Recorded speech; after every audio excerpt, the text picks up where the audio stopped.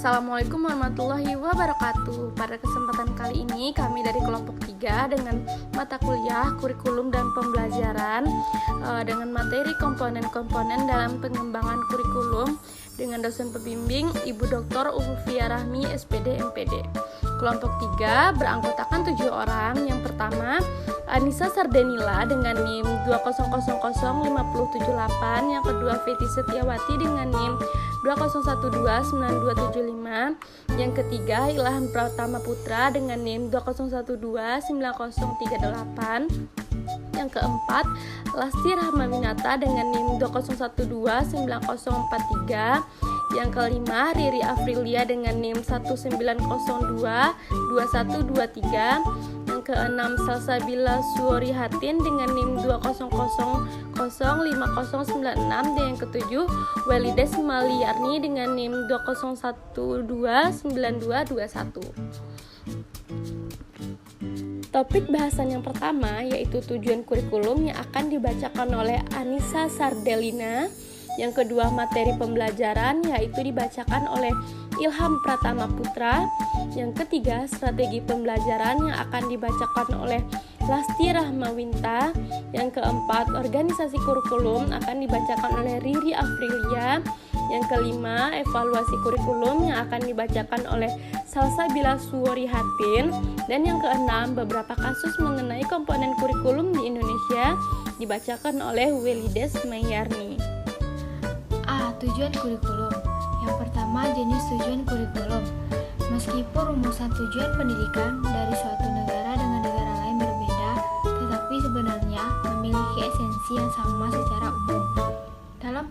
Dalam perspektif pendidikan nasional, tujuan pendidikan nasional dapat dilihat secara jelas dalam Undang-Undang Nomor 20 Tahun 2003 tentang Sistem Pendidikan Nasional, bahwa pendidikan nasional berfungsi mengembangkan kemampuan dan membentuk watak serta peradaban bangsa yang bermartabat dalam rangka mencerdaskan kehidupan bangsa, bertujuan untuk berkembangnya potensi pendidikan agar menjadi manusia yang beriman dan bertakwa kepada Tuhan Yang Maha Esa, berakhlak mulia, sehat, berilmu, cakap, kreatif, mandiri, dan menjadi warga negara yang demokratis serta bertanggung jawab.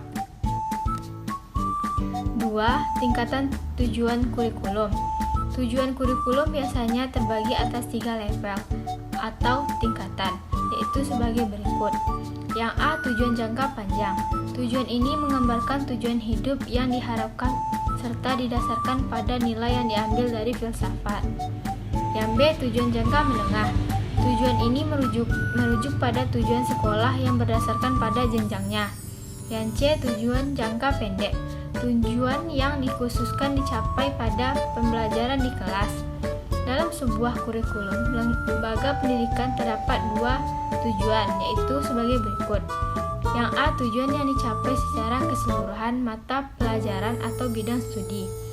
Tujuan ini biasanya meliputi aspek-aspek pengetahuan, keterampilan, dan sikap. Yang B. Tujuan yang diinginkan dicapai oleh setiap bidang studi. Tujuan ini biasanya disebut dengan tujuan kurikuler. Yang ketiga, cara merumuskan kurikulum. Ada beberapa alasan mengapa tujuan perlu dirumuskan dalam kurikulum. Alasan tersebut adalah sebagai berikut. Yang A. Tujuan erat kaitannya dengan arah dan sasaran yang harus dicapai oleh setiap upaya pendidikan. Yang B. Melalui tujuan yang jelas, maka dapat membantu para pengembang kurikulum dalam mendesain model kurikulum yang dapat digunakan.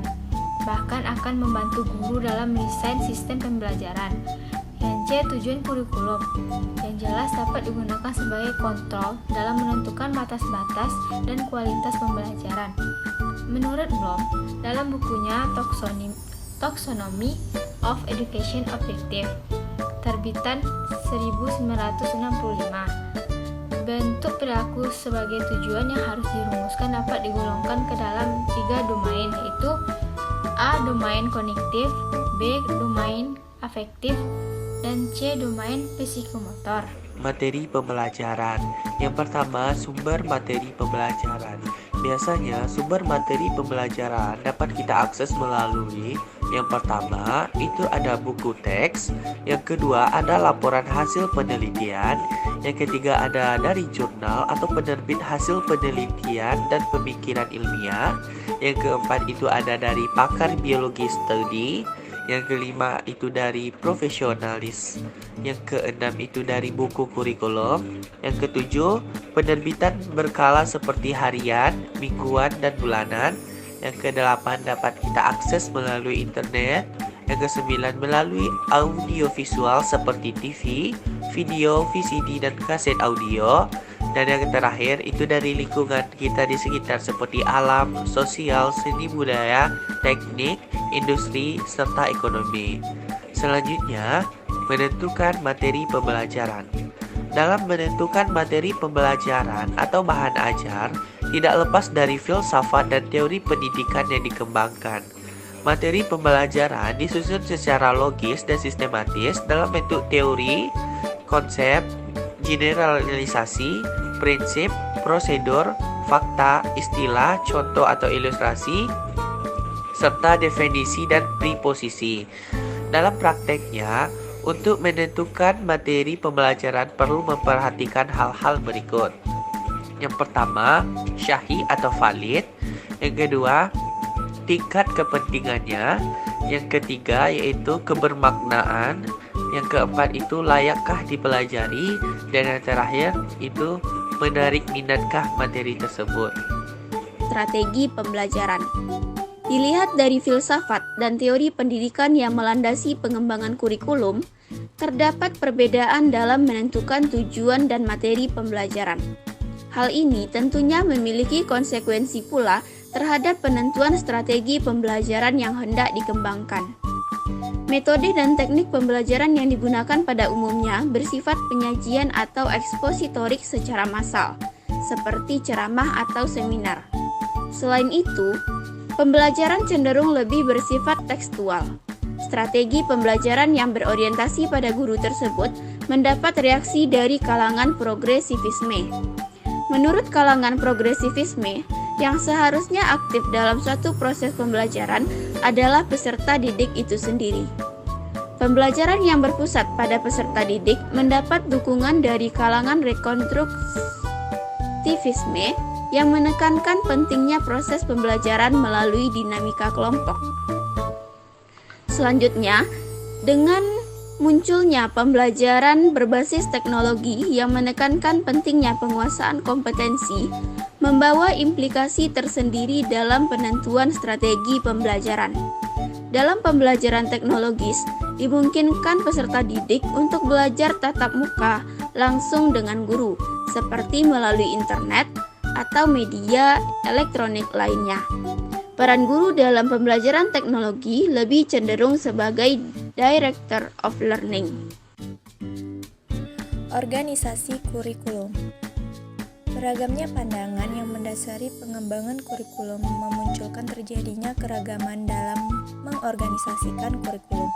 Setidaknya terdapat 6 ragam pengorganisasian kurikulum, yaitu mata pembelajaran terpisah, mata pelajaran berkorelasi, bidang studi, program yang berpusat pada anak, inti masalah, dan ekletik program.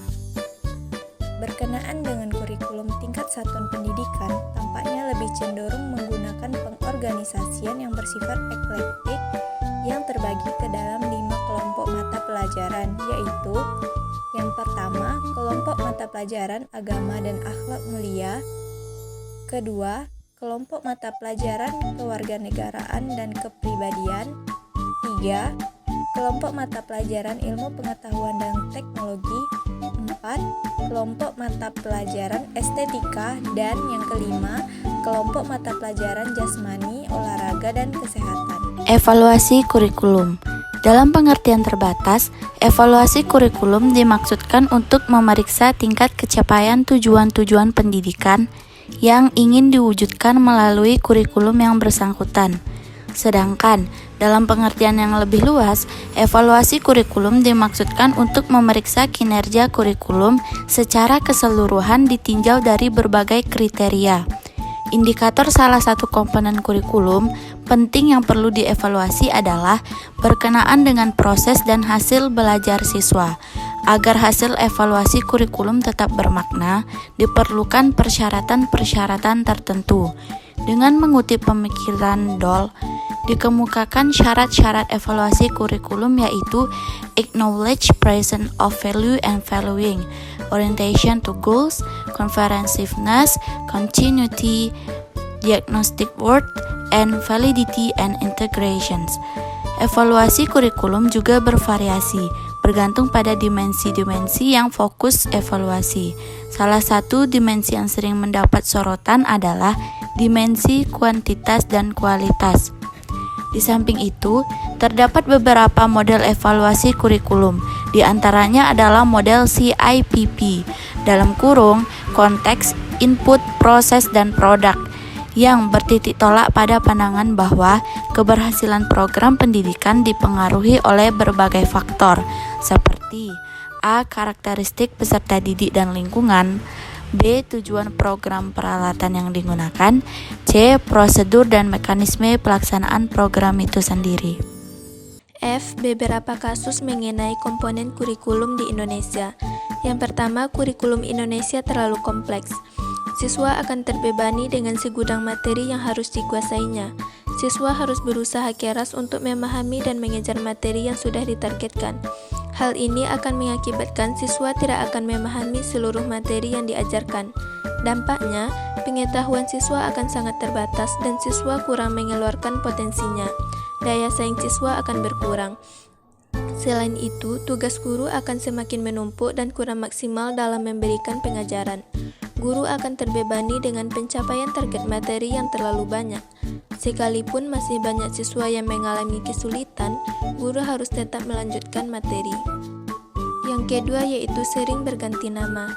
Kurikulum di Indonesia seringkali mengalami perubahan, namun perubahan tersebut hanyalah sebatas perubahan nama semata, tanpa mengubah konsep kurikulum. Tentulah tidak akan ada dampak positif dari perubahan kurikulum Indonesia. Yang ketiga yaitu kesulitan guru dalam memahami kompetensi inti dan kompetensi dasar. Yang keempat, guru merasa kurang dilatih untuk melaksanakan kurikulum 2013 dalam kegiatan pembelajarannya. Para guru SMA merasa kebingungan karena semula hanya 3 mata pelajaran saja yang menggunakan kurikulum 2013, yaitu matematika, bahasa Indonesia, dan sejarah. Namun, tiba-tiba kurikulum 2013 diterapkan untuk semua mata pelajaran. Padahal, guru-guru lain selain matematika, bahasa Indonesia, dan sejarah belum dilatih bagaimana menerapkan kurikulum 2013 pada mata pelajaran yang diampunya. Yang kelima, belum adanya silabus final mengakibatkan kesulitan dalam pembuatan RPP. Selain itu, dokumen silabus final belum diterima oleh para guru, padahal dalam pembuatan RPP dasarnya adalah silabus. Yang keenam, keluhan tentang keterurutan materi pelajaran. Keluhan umum para guru ialah mengharapkan adanya perbaikan dalam susunan urutan pengajaran materi yang ada di buku ajar. Banyak yang menilai susunan urutan pengajaran materi tiap minggunya yang tercantum di buku ajar perlu diperbaiki. Keluhan ini paling banyak muncul dari para guru SMA dan SMK.